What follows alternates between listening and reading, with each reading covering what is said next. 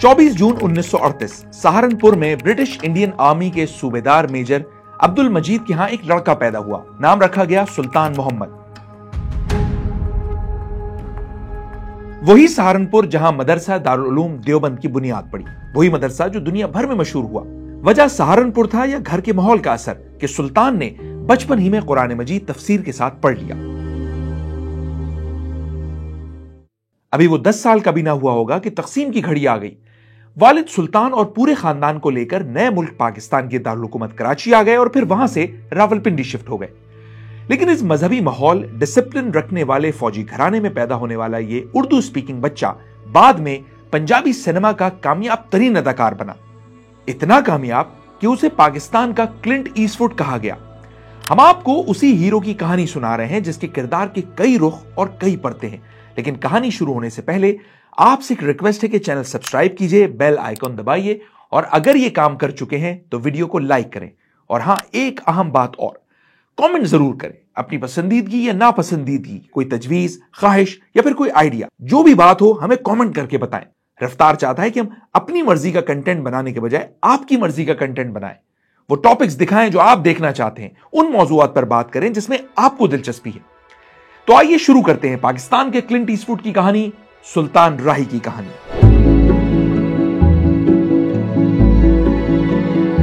मजबूत जिस्म और गरजदार आवाज का मालिक सुल्तान पिंडी में पढ़ाई के साथ साथ छोटे मोटे काम कर रहा है, लेकिन जहन पर एक ही शौक सवार है, अदाकारी का। वो दोस्तों यारों की महफिलों में उस वक्त के मशहूर हीरोज की नकलें उतारता और उनके डायलॉग्स दोहराता रहता है। उस वक्त की हर बड़ी उर्दू या पंजाबी फिल्म के पहले शो का टिकट उसकी जेब में होता है। वालिद को यह सब बिल्कुल पसंद नहीं। वो कम गो और नर्म मिजाज आदमी है, इसलिए चुप रहते हैं। जब सुल्तान को यह महसूस होने लगा कि पिंडी में बात नहीं बनेगी क्योंकि यहां इंडस्ट्री है ही नहीं, तो उसने करीब तरीन वाक़े फन्नी कबीले लाहौर जाने का फैसला कर लिया। वालिद खुश नहीं थे, लेकिन बेटा जवान और जोरावर था और बज़ाहिर काबिल भी, इसलिए ज्यादा इंसिस्ट नहीं कर पाए। यूं सुल्तान की पहली मंजिल बनी जिंदा दिलों के शहर लाहौर का थिएटर। सहारनपुर के घराने का चश्मो चराग हो और उर्दू पर उबूर ना हो, ऐसा कैसे मुमकिन है? लाहौर में एक थिएटर प्ले शबनम रोती रही में नौजवान सुल्तान की गरजदार आवाज और अंदाजे बयान ने सबके दिल जीत लिए। मशहूर ब्रॉडकास्टर आरिफ वकार कहते हैं कि शबनम रोती रही देखने के बाद कोई तसव्वुर भी नहीं कर सकता था कि बेहतरीन तलफ़्फ़ुज़ और शीन काफ के साथ नस्तालीक उर्दू बोलने वाला यह नौजवान एक रोज खून आलूद गंडासों और गोलियां उगलती क्लाशिनकोफों वाली खूंखार पंजाबी फिल्मों का सुपरस्टार बनेगा। बहरहाल ये थिएटर प्ले देखने के बाद कुछ फिल्म प्रोड्यूसर ने सुल्तान राही को अपनी फिल्मों के लिए कास्ट किया, लेकिन बतौर एक्स्ट्रा। इनमें से एक इकबाल काश्मीरी भी थे। 1971 में उनकी फिल्म बाबुल रिलीज हुई, जिसमें सुल्तान राही ने एक आउट ऑफ कंट्रोल बदमाश का किरदार अदा किया। ऐसा किरदार जो उन पर खूब जचा भी, बल्कि किसी हद तक उन्हें हीरो से ज्यादा नोटिस किया गया। इसकी वजह शायद थिएटर का तजर्बा था, जहां फिल्मबदी डायलॉग्स बोलने की हौसला अफजाई की जाती है। यूं अपनी वोकैबुलरी और क्विक रिस्पॉन्सेस से सुल्तान डायरेक्टर के साथ साथ फिल्म राइटर्स को भी हैरान कर रहा है। उस दौर में एक्स्ट्रास का बस इतना ही काम होता था कि वो अपने वक्त के टॉप अदाकारों संतोष कुमार, दर्पण, लाला सुधीर, मदर शाह, सावन और इलियास काश्मीरी से बतौर गुंडा बदमाश मार खाएं और हीरोइन को मजबूरन हीरो के हवाले करके भागने पर मजबूर हो जाए। लेकिन अपनी जानदार अदाकारी और फेशियल एक्सप्रेशन के जरिए सुल्तान ने खुद भागने के बजाय एक एक करके हीरोज ही की छुट्टी करना शुरू कर दी। बाबुल जैसी अच्छी पिक्चर देने के बाद मैं कोई 1.5 साल घर फारिग बैठा रहा, काम ही नहीं मेरे पास आया, नहीं मिला, बिल्कुल फाका। जैसे मैं एक्स्ट्रा में जब किया करता था या मैं फाइटर्स में किया करता तो अमूमन फाकों से वास्ता पड़ता रहता था, तो काम ही नहीं किसी से मिला। फिर मुझे आकर असलम डार साहब ने साइन किया बशीरा की। पहली छुट्टी हुई सावन की, जिसमें किसी हद तक उनका अपना भी कसूर था। दरअसल हुआ यह कि 1972 में डायरेक्टर असलम डार ने पंजाबी फिल्म बशीरा बनाने की ठानी। इसके लिए उन्होंने सावन से राब्ता किया तो उन्होंने इतने पैसे मांगे कि असलम डार साहब के कानों से धुआं निकल उठा। और मांगते भी क्यों नहीं, सावन उस साल की सबसे कामयाब मूवी खान चाचा के लीड कैरेक्टर जो थे। लेकिन असलम डार उन्हें इतना मुआवजा देने की पोजीशन में नहीं थे, लिहाजा सेकंड चॉइस के तौर पर उन्होंने बशीरा में फिल्म बाबुल के बदमाश सुल्तान मोहम्मद राही को कास्ट कर लिया।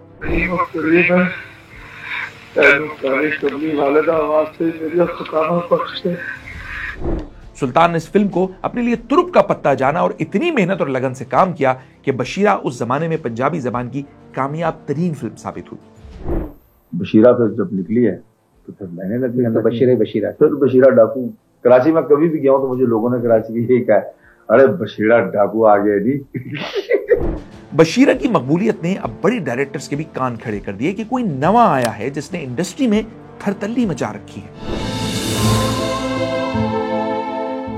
अब जमाना आ रहा है वहशी जट और मौला जट जैसी ट्रेंड सेटर मूवीज का, और यहां सुल्तान राही को एक नई शनाख्त मिलती है, या यूं कह लें कि वो पाकिस्तानी फिल्म इंडस्ट्री को एक नई शनाख्त देते हैं। ऐसी फिल्मों पर बात करने से पहले ये जानना चाहिए कि आखिर ये मौला जट का आइडिया आया कहां से। ये थे उर्दू के बाकमाल अफसाना निगार, शायर और अदीब अहमद नदीम कासमी, जिन्होंने 70 की दिहाई के आसपास गंडासा नामी अफसाना लिखा। इस अफसाने पर पीटीवी ने एक ड्रामा बनाया जिसमें अदाकार मुनव्वर सईद हीरो थे। ड्रामे की पसंदीदगी को देखते हुए हिदायतकार हसन अस्करी ने फिल्म वहशी जट बनाई। बाबुल और बशीरा की कामयाबी के बाद सुल्तान राही ही उनके आइडियल चॉइस थे, जिन्हें वहशी जट में मौला नामी शख्स का रोल दिया गया और यूं मौला जट की बुनियाद पड़ी। मौला जट तू है, वहशी जट भी मैं है। इतने भरपूर तरीके से उन्होंने उस किरदार की अक्कासी की थी। तो सुल्तान राही साहब जब तक जिंदा रहे वो गंडासा ही परफॉर्म करते रहे, और आज भी जितनी भी फिल्में बन रही हैं एक्शन बेस्ड जितनी भी फिल्म्स हैं वो उसी रविश पे और उसी अंदाज की फिल्में बन रही हैं। इस गंडासे दी तार ते लगा होया सत नत्तां दी लत्तां ते लव सूं के समझ आए कि मैं कौन। वहशी जट बेहद कामयाब रही। फिल्मसाज सरवर भट्टी और हिदायतकार यूनुस मलिक ने 1979 में वहशी जट का सीक्वल कैरेक्टर नेम यानी मौला जट के नाम से बनाया, और फिर मौला जट ने पंजाबी सिनेमा के अगले पिछले सारे रिकॉर्ड तोड़ डाले। मैनू उदों तक अपना पीर ना आखी जदों तक नत्ता विच कोई मौला नहीं जमदा। जाए चट्टा जिगर दा टुकड़ा भी ले जा ते जिस्म दा टोटा भी। अब सुल्तान राही बाकी हीरोज के मुकाबले में एक देव की तरह खड़े थे, जिनके आगे पीछे सब बोने लगने लगे थे। लेकिन एक तरफ जहां सुल्तान राही का गंडासा, क्लाशिंकोफ और जुर्म सजा का कल्चर आम हो रहा था, वहीं यह तासुर भी उभर रहा था कि पंजाबी फिल्म इंडस्ट्री तहजीब से दूर जाती जा रही है। वहशी जट और मौला जट से पहले जो फिल्में बना करती उनके नाम गैरत कानून टाइप के हुआ करते, जिनमें अच्छी धुनों पर मबनी गाने, क्राफ्टेड डायलॉग्स, सोशल नॉर्म्स और रोमांटिक सीन्स का भी खास ख्याल रखा जाता था। लेकिन फिर मौला जट के बाद सिनेरियो बदलने लगा। ये पब्लिक डिमांड थी या फिल्म साजों की जाती पसंद, पता नहीं, लेकिन मार धाड़, असले की नुमाइश और आग और खून का स्याह बादल तेजी से पंजाबी फिल्मी सनत पर छाने लगा। कहने वाले कहते हैं कि इसका एक बहुत बड़ा जिम्मेदार खुद सुल्तान राही भी था। जिस साल मौला जट रिलीज हुई यानी 1979 में, यह वही साल था जब जुल्फकार अली भुट्टो को फांसी देकर उनका सियासी कत्ल किया गया। मौला जट रिलीज होती है 11 फरवरी को और भुट्टो फांसी चढ़ाए जाते हैं 4 अप्रैल को। इस बीच 52 दिनों में फिल्में पसंद करने वाले ज्यादातर पाकिस्तानियों ने अपने तौर पर तकरीबन यह तय कर लिया था कि जियाउल हक नूरी नत है और भुट्टो मौला जट, यानी जिया विलन और भुट्टो नेक हीरो। जिया मफादात के लिए जुल्म का रास्ता इख्तियार करने वाला और भुट्टो हक की खातिर सूली पर चढ़ जाने वाला। नवाया है सोनिया।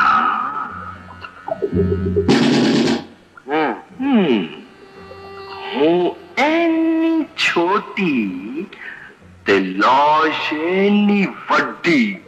इस पॉलिटिकल कोइंसिडेंस की वजह से भी फिल्म को बड़ी शोहरत मिली, लेकिन जाहिर है जिया को यह शोहरत न हजम होनी थी ना हुई। उन्होंने सेंसर बोर्ड पर फिल्म रोकने के लिए दबाव डाला, मगर सरवर भट्टी हवा का रुख भांप चुके थे। वो समझदार आदमी भी थे, अदालत से बर वक्त स्टे ऑर्डर ले लिया और यूं फिल्म की नुमाइश जारी रही। बल्कि जारी कहना छोटा लफ्ज है, कहा जाता है कि सिनेमाओं के बाहर खिड़की तोड़ रश 2-2.5 साल तक रहा। पब्लिक ने मौला जट एक बार नहीं बार बार देखी और उनमें बहुत से भुट्टो को याद करके रोते भी रहे। जिंदगी रही तो जरूर मिलेंगे सोनिया, ना मिलिया तो लब ला। बिल्कुल रब रख। एक मशहूर कंपेयर और फनकार होते थे दिलदार परवेज भट्टी।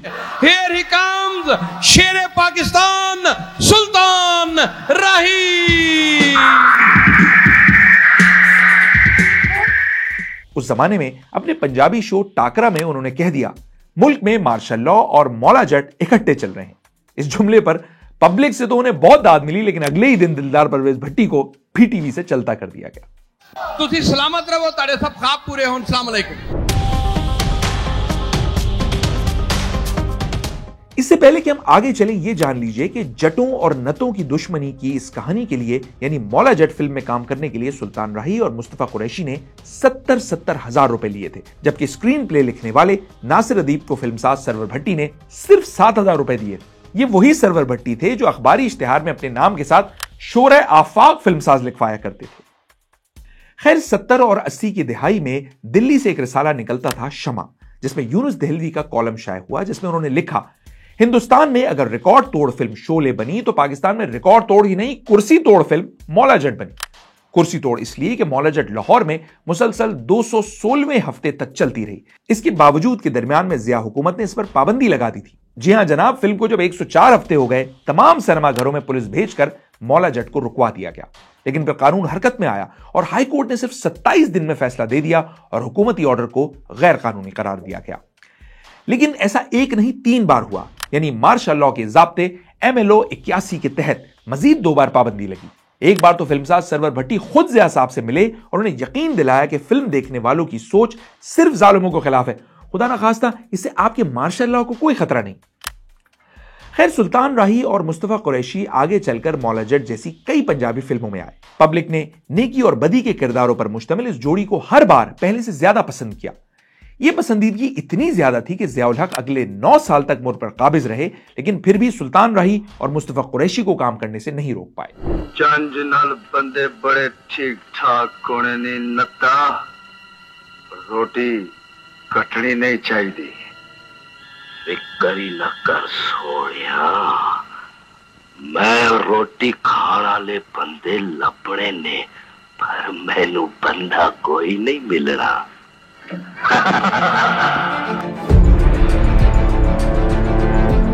इसे इत्तेफाक कहें या चोरी, लेकिन पड़ोसी मुल्क से यह इल्जाम लगा कि मौला जट पे मुस्तफा कुरैशी ने 1975 की इंडियन फिल्म शोले के गब्बर सिंह को कॉपी किया है। मसलन गब्बर कहता है कितने आदमी थे, और बिल्कुल उसी टोन में नूरी कहता है नवाया है सोनिया। बज़ाहिर दोनों किरदारों के लहजे का सुर और तेवर एक जैसा था, लेकिन नासिर अदीब और सरवर भट्टी ने इस दावे को मुस्तरद कर दिया। हाँ, अलबत्ता भारत में मौला जट के बाद इस जैसी जितनी फिल्में बनी उन्हें उंगलियों पर गिनना भी मुश्किल है। वैसे कहते हैं कि 80s में भारत से पाकिस्तान आने वाले सिख यात्री ननकाना साहब पर माथा टेकने के बाद सीधे शबिस्तान सिनेमा जाते और मौला जट को देखकर मुकम्मल सुकून पाते। यहां यह बात समझना बहुत जरूरी है कि सुल्तान राही को पसंद करने वाली आवाम थी कौन और उसे इस खूंखार जट में भला क्या नजर आता था।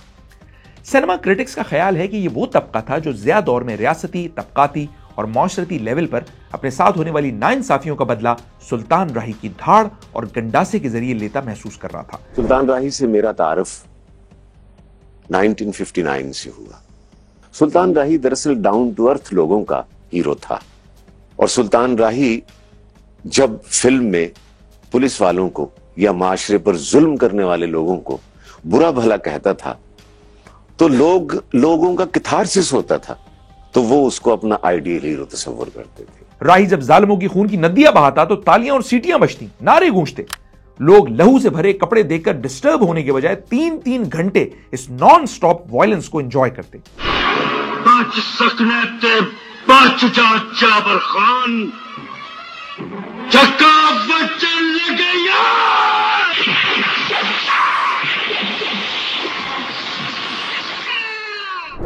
ज़िया उल हक ने उस दौर में तवाइफ, शराब, जुआ, बोसोकनार सब सेंसर करवा दिया, लेकिन वॉयलेंस को खुला छोड़ दिया।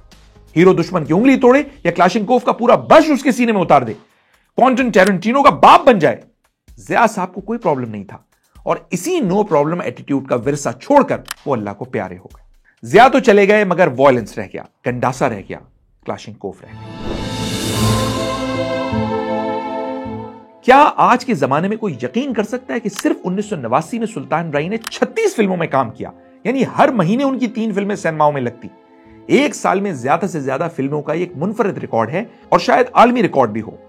80 के अवाइल में तो उनकी मकबूलियत का यह आलम था कि 12 अगस्त 1981 को उनकी 5 फिल्में एक ही दिन रिलीज हुई और तमाम की तमाम सुपरहिट साबित हुई। सुल्तान राही ने अपने कैरियर में टोटल 804 फिल्मों में काम किया, जिनमें से 356 सिनेमाओं में लगी। इनमें 538 फिल्में पंजाबी, 157 उर्दू, 5 पश्तो और 1 सिंधी फिल्म भी शामिल थी। पाकिस्तान का हर दूसरा प्रोड्यूसर उन्हें हीरो कास्ट करने के चक्कर में रहता, इसलिए 430 फिल्में ऐसी हैं जिनके टाइटल रोल ही सुल्तान राही ने अदा किए। इन नंबर्स को लेकर एक गलत फहमी बड़े अरसे तक रही कि सुल्तान राही का नाम Guinness book of world record में है, हालांकि हकीकत में ऐसा कुछ नहीं। वैसे एक बहुत अहम वजह से उनकी 54 फिल्में अधूरी रह गईं, जो हम आपको आगे चलकर बताएंगे। लेकिन आपको यकीनन यह जानकर हैरत होगी कि सुल्तान राही की 28 फिल्में डायमंड जुबली, 54 फिल्में प्लेटिनम जुबली और 156 फिल्में सिल्वर जुबली रही। अवार्ड्स की बात करें तो सुल्तान राही ने मजमूई तौर पर 150 से ज्यादा एजाजात अपने नाम किए, जिनमें फिल्म बाबुल, बशीरा और मौला जट के लिए पाकिस्तानी फिल्मी सनत के मोतबर तरीन निगार अवार्ड्स भी शामिल हैं। सबसे पहले तो उसने चॉकलेट हीरो के इमेज को ब्रेक किया और उसने बताया कि अगर एंथनी क्वीन अपने मोटे मोटे नक्शो निगार से हॉलीवुड की इंडस्ट्री पर राज कर सकता है, तो मैं, जिसके नाक पर अक्सर लोग एतराज करते हैं, अपनी शक्ल की तरफ ध्यान नहीं देने दूंगा, बल्कि मेरी जो टोटल परफॉर्मेंस होगी उससे लोग मेरे सेहर में मुब्तला होंगे। मौला जट के स्टाइल में दर्जनों कामयाब पंजाबी फिल्में बनी, जिनमें हिदायतकारों ने सुल्तान राही को एक वहशी दरिंदा बनाकर पेश किया। उस वक्त की तकरीबन हर फिल्म में यह डायलॉग जरूर होता, मैं तैनू छड्डांगा नहीं। और फिर सुल्तान राही तने तना कुश्तों के पुश्ते लगा देता, बदमाशों के गोल उसके गंडाजे से कट जाते या क्लाशिंकोफ से भून दिए जाते। ये सुपर एक्शन बल्कि super duper ultra pro max action फिल्में लोगों को खूब पसंद आ रही थी। पैसा भी आ रहा था तो किसी को क्या एतराज होता। लेकिन इस बीच सुल्तान राही का अपना बड़ा नुकसान हो गया। बतौर अदाकार उनमें जो टैलेंट था, जो गुण थे, वो गंडासा कल्चर वाले गैर फितरी किरदारों में कहीं खो कर रह गए। वो लड़का जिसने अपने शानदार उर्दू एक्सेंट, ठेठ सहारनपुरी स्टाइल और रोबदार आवाज से थिएटर पर लोगों को हैरान कर दिया था, वो अब गजबनाक देसी स्टाइल की चिंगाड़ के साथ खून आलूद गंडासा पकड़े अपने दुश्मनों को ललकारता नजर आ रहा था। बस में बदकिस्मती से ऐसा हुआ कि मेरी एक पिक्चर वैशी जट, जिसमें कि उससे पहले मैं बड़े नॉर्मल कैरेक्टर्स किया करता था, सिर्फ क्योंकि मैंने फाइटर्स से स्टार्ट लिया, एक्स्ट्रा से स्टार्ट लिया, फिर मैंने छोटे छोटे सीन्स, बाप का कुछ 4-5 सीन का रोल कर दिया। उस वक्त मुझे बिल्कुल ही इल्म नहीं था इसका कि मैं एक्टर बन जाऊंगा या मुझे एक्टिंग करनी आएगी या मैं एक्टर बन सकता हूं, मुझे इसका इल्म नहीं था। असल में ये उनका कसूर नहीं है, ये कसूर है उन क्रिएटर्स का, जो उस दौर के क्रिएटर्स थे, जिन्होंने सुल्तान राही के अंदर दूसरे सुल्तान राही, तीसरे सुल्तान राही, चौथे सुल्तान राही को देखने की कोशिश ही नहीं की कि वो और भी क्या कुछ कर सकते हैं। बस उसके हाथ में गंडासा पकड़ाया और वो कत्ताल करता चला गया और सिल्वर स्क्रीन जो है वो लहू में नहाती रही। उसके अंदर झांक के नहीं देखा कि उसके अंदर का फनकार कितने करब में है कि वो उससे सिर्फ और सिर्फ लाउड एक्सप्रेशन जो था वो उससे करवाते रहे। किसी ने उसे परफॉर्मिंग आर्ट की और जो सिन्फ हैं उसकी तरफ उसको रुजू करने का मौका ही नहीं दिया। वो अपने अंदर अपनी कब्र में वो तमाम परफॉर्मेंसेस लेके जो है वो दफन हो गया है। मारूफ अदाकार सुहेल अहमद बताते हैं कि सुल्तान राही ने सूट पहनकर मोहम्मद अली और वहीद मुराद की तरह फिल्मों में नजर आने की बार बार ख्वाहिश जाहिर की। मेरी ये ख्वाहिश है कि मुझे कोई इतना मुश्किल रोल ला के दें जो कोई ना कर सकता और ये कहें कि राही साहब आप करें, और फिर नौ से करो। लेकिन वो जहां जाते प्रोड्यूसर उन्हें डबल मुआवजे की ऑफर के साथ गंडासा या ग्लाशिंकोफ पकड़ा देते। कई सीन जो ऐसे होते हैं कि मसलन एक आपके सेट पे मैं एक सीन करके आया हूं, अगर तो मैं किसी और के सेट पे गया हूं तो वही सीन वहीं लिखा हुआ, फिर गुस्सा है कि यार इसमें थोड़ा सा चेंज तो कर लो। सुल्तान राही अपने इस दर्द का इजहार करीबी दोस्तों से भी किया करते। वो अपनी शनाख्त और अपने ऊपर पड़ने वाली छाप के हवाले से अक्सर फिक्रमंद रहते। एक्टिंग मुझसे बहुत दूर है, और अगर इसी तरह मेरे साथ होता रहा जैसा कि मौजूदा वक्त में हो रहा है, एक्शन एक्शन एक्शन एक्शन, तो हो सकता है कि मैं बगैर काम किए मरी जाऊं। कुछ सिनेमा क्रिटिक्स ने यहां तक लिखा कि लालची प्रोड्यूसर्स ने सुल्तान राही को अपनी ख्वाहिशात का गला घोटने पर मजबूर किया। उनको बार बार यह एहसास दिलाया जाता कि वो पंजाबी फिल्मों के अलावा कुछ भी करने के काबिल नहीं। यूं कमर्शियल तकाजे एक अच्छे खासे टैलेंटेड अदाकार की राह में हायल हो गए। स्क्रीन पे तो आपने देखा होगा कि बहुत ज्यादा एक्शन और खून खराबा और ये सारा कुछ, लेकिन आम जिंदगी में बहुत ज्यादा अमन पसंद थे और खौफ खुदा उनके दिल में बहुत ज्यादा था। वैसे आपको एक अजीब बात बताऊं, इतना बड़ा हीरो बनने के बाद भी सादा लौह वालिद पिंडी के हर विजिट पर अपने बेटे को समझाते कि ये फिल्मों वाला काम छोड़कर कोई ढंग की नौकरी करे, और बेटा मोहब्बत से बाप की पेशानी चूमकर वापस चला जाता, वहां जहां से वापसी अब शायद मुमकिन न हो।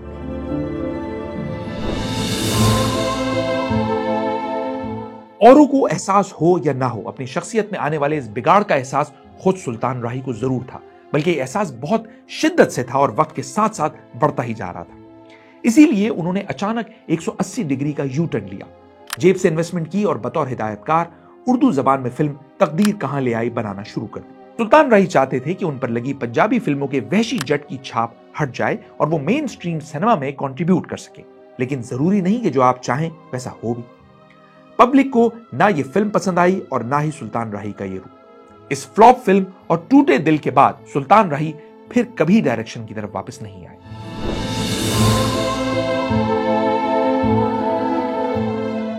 अल्लाहुम्मा इन्नका अफून तुहिब्बुल अफ़्वा फ़ाफ़ु अन्नी, कि ऐ अल्लाह, ऐ वहदहु ला शरीक, तुझे मोहब्बत है माफ करने के अमल से, उस मोहब्बत के सदके में मैं तुझसे माफी चाहता हूं, मैं तुझसे अपने गुनाहों की माफी तलब करता हूं।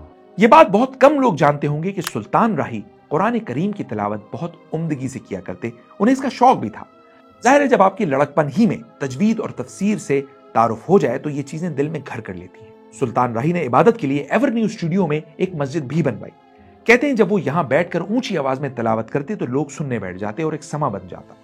कुरान हमारा जो सबसे अफजल बुक है हमारी, उसके लिए बच्चों को उनसे रूशनास जरूर कराना चाहिए। नमाज जो हमारा विरसा है, जो हमारा एक अकीदा है, जिसकी वजह से हम मुसलमान हैं, जिसकी वजह से हम अपनी शनाख्त करा सकते हैं किसी भी दुनिया के खित्ते में जाके, बच्चों को नमाज हमें जरूर पढ़ानी चाहिए, उन्हें जरूर सिखानी चाहिए। वैसे एक बार आसिफ अली जरदारी ने सुल्तान राही से पूछा कि आप मसरूफ आदमी हैं, पैसे वाले भी हैं, अपने लिए कोई बॉडीगार्ड क्यों नहीं रख लेते? इस पर सुल्तान राही ने मौला जट का बेमिसाल डायलॉग मारा, जरदारी साहब, मौले नू मौला ना मारे तो मौला नहीं मर सकता। लेकिन फिर मौला का हुक्म आ ही गया।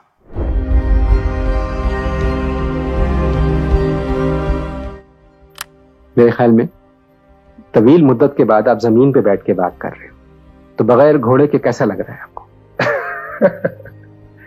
मैं वैसे खाना भी जमीन पे खाता हूँ बैठ के, और मैं रात को सोता भी जमीन पर ही हूँ। जमीन से बहुत मोहब्बत है आप? जमीन से मुझे मोहब्बत है। ड्राइंग रूम में भी आप जमीन पर ही बैठे? यस, इसलिए कि मैं जमीन में जाने को ज्यादा तरजीह देता हूँ, और मुझे जाना है, मुझे पता है कि मुझे इसी में जाना, तो इससे रग़बत तो रहनी चाहिए ना इंसान। ये 9 जनवरी 1996 का दिन था। सुल्तान राही इस्लामाबाद से लाहौर जा रहे थे। गाड़ी पुराने और काबिल एतमाद ड्राइवर हाजी एहसन चला रहे थे। कार जैसे ही गुजरांवाला बाईपास पर पहुंची, कोई चीज टायर से टकराई और टायर फट गया। ड्राइवर ने स्पेयर व्हील निकाला ही था कि 2 नकाबपोश डाकुओं ने इन दोनों को आ लिया और असलहा दिखाकर पैसों का मुतालबा किया। कहा जाता है कि सुल्तान राही ने इनकार किया और जोर जबरदस्ती में डाकुओं से गुत्थम गुत्था हो गए। गोली चलाई गई या छीना झपटी में चल गई, अल्लाह ही जाने, लेकिन ये सुल्तान राही के सर में लगी और वो मौके पर ही दम तोड़ गए। खबर बहुत बड़ी थी, जंगल की आग की तरह फैल गई। परस्तार दीवानावार अस्पताल और उनके घर पहुंचना शुरू हो गए। 14 जनवरी 1996 को उन्हें लाहौर में शाह शम्स कादरी के मजार के अहाते में सुपुर्द खाक कर दिया गया। कब्र पर खड़े होकर उस रोज अदाकार मुस्तफा कुरैशी ने कहा, आज मौला जट मर गया और नूरी नत को तन्हा छोड़ दिया।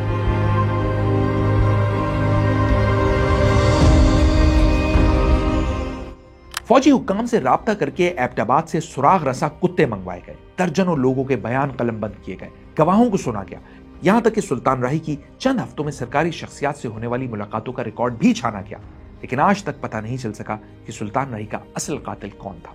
वैसे एक मुबैना मुलजिम पुलिस मुकाबले में मारा गया और दूसरा कमजोर तफ्तीश की वजह से बरी हो गया। यूं पुलिस अपने तौर पर केस निपटाकर चैन से बैठ गई। सुल्तान राही के कत्ल से 54 फिल्में अधूरी रह गईं, लेकिन बाज ऐसी थीं जो मुकम्मल हो चुकी थीं और रिलीज भी हुई। कत्ल के बाद सुल्तान राही की पहली फिल्म इक्को 10 नंबरी आई। कहा जाता है कि सुल्तान राही को स्क्रीन पर देखकर लोग धाड़े मार मार कर रोने लगे और फिर कई मिनट तक खड़े होकर तालियां बजाते रहे। उनकी बेवक्त मौत से पंजाबी फिल्म इंडस्ट्री तो ऐसी डूबी कि फिर दोबारा कभी नहीं उठ पाई, बल्कि यह भी कहा जा सकता है कि पाकिस्तान फिल्म इंडस्ट्री ने कभी वैसा उरूज दोबारा नहीं देखा। जो सुल्तान राही की कमी है ये तो कोई पूरी नहीं कर सकता। स्क्रिप्ट हम वही लिखाते हैं जो सुल्तान राही के दौर का था, लेकिन आर्टिस्ट वो सुल्तान राही के दौर का हमारे पास नहीं है। सुल्तान राही एक ही था और एक ही रहेगा, कभी वापस। सुल्तान राही तो चला गया, लेकिन मौला जट आज तक राज कर रहा है। दिसंबर 2013 में नए दौर के डायरेक्टर बिलाल लाशारी ने ऐलान किया कि वो मौला जट का सीक्वल बना रहे हैं। फिल्म बन गई, लेकिन एक के बाद दूसरी वजह से 9 साल तक सिनेमाओं में ना आ सकी। बिलाखिर इंतजार खत्म हुआ और 2022 में जब the legend of Maula Jatt की एंट्री हुई तो सब हैरान रह गए। फिल्म में फवाद खान ने मौला और हमजा अली अब्बासी ने नूरी का किरदार निभाया। कहते हैं फवाद खान को सुल्तान राही जैसा बनने के लिए 20 किलो वजन बढ़ाना पड़ा। फिर पंजाबी जबान और लहजा सीखने और गंडासा चलाने के लिए बाकायदा ट्यूशंस भी ली। फवाद और हमजा की पॉपुलैरिटी अपनी जगह, लेकिन हकीकत यह है कि बहुत बड़ी तादाद में लोग ये फिल्म सुल्तान राही की याद में देखने गए। वो डायलॉग सुनने गए जिनसे कभी शबिस्तान सिनेमा गूंजा करता था। मौले की धाड़ पर तालियां और सीटियां गूंजती, नारे लगते, और हाँ, जिया और भुट्टो के मवाजने भी होते। अब ना तो वैसे सिनेमा रहे, ना वो जोशो खरोश, ना जिया, ना भुट्टो, लेकिन मौला अब भी जिंदा है, क्योंकि मौले नू मौलाना मारे ते मौला नहीं मार सकता पैना, रब दे बाद उन्हें सिर्फ मैं मार सकता।